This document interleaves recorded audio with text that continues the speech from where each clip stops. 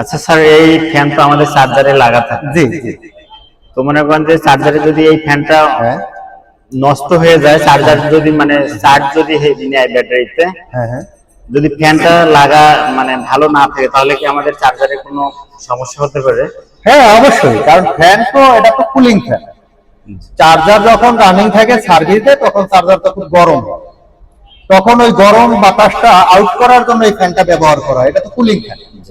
তো এখন প্রশ্ন দ্বারা এটা কিভাবে ব্যবহার করা যায়, তাই তো? এই ফ্যানের দুইটা সাইড থাকে, এই একটা সাইড, এই একটা সাইড।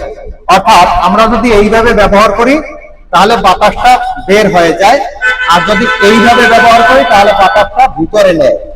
এখন চার্জার যখন চলবে তখন কিন্তু ভিতরে গরম হবে এবং গরম একটা বাতাস সৃষ্টি হবে। ওই গরম বাতাসটা বের করার জন্য এই ফ্যানটা ব্যবহার করা হয়। অ্যাডজাস্টিং ফ্যান বলে, কুলিং ফ্যান বলে, ঠান্ডা রাখার জন্য বলে এই ফ্যান। তো বাতাসটা বের করতে হবে।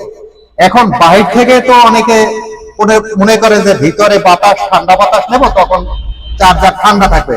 থিওরি কিন্তু রং। এই মূল থিওরি হিসাবটা হইলেই ভিতরের গরম বাতাসটা বের করতে হবে, তাহলে চার্জার কুল থাকবে, ঠান্ডা থাকবে, চার্জার ভালো থাকবে।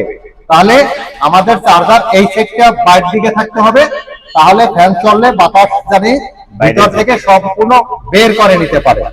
এই ফ্যানের কাজ হইলে এইটা। এই ফ্যান কিন্তু 12 ভোল্ট ডিসি ফ্যান। এইটা সংযোগ করলেই আমাদের গরম চার্জার অনেকটাই ঠান্ডা হবে এবং ভালো সার্ভিস দেবে দীর্ঘদিন। এই চার্জার ভালোভাবে চলবে।